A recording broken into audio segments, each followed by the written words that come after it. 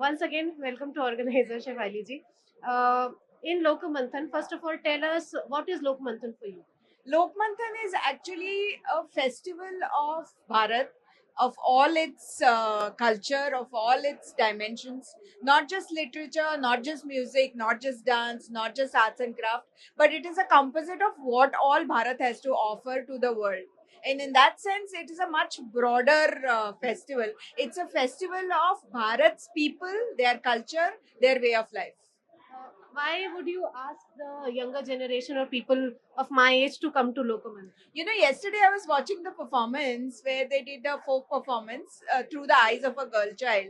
And I was watching it, I was watching the dances and the music of multiple states.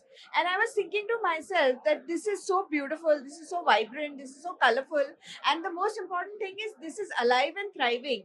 So it is a great legacy that we have inherited, and it's a great legacy that you live with. No other country in the world has so much of color, has so much of joy, has so much of festivities, has so much of diversity. And it's a very cliched word that we use now, unity in diversity. It's really not unity in diversity, it's unity of diversities. It's like so many separate things make a whole, and that is what Bharat is all about. And this festival gives you a full 360-degree view of that kind of composite view of Bharat's culture.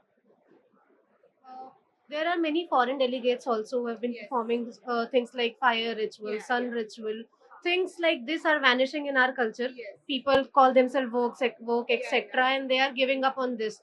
And people from foreign countries are performing this. What's your take on this? See, world over, if you can see, the new buzzwords are sustainability. They are about mind body balance. They are about meditation and calmness. And if you look at our culture, you realize that we have always known this wisdom for thousands of years. The world is discovering it now. Unfortunately, we are not.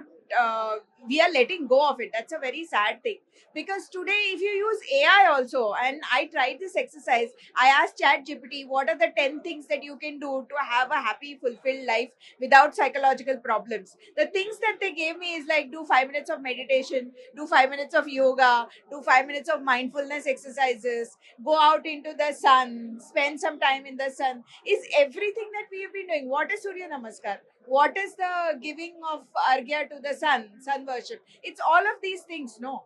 But when ChatGPT tells this to you, the newer generation will listen to it, but our rishis telling us this, they will not listen to it. That's the sad part of it. But this is what the future is all about, because no matter how much technology you have, ultimately, in order to have a fulfilled life, in order to have a good mind body balance, there is no option but to go back to the Bharatiya way of life.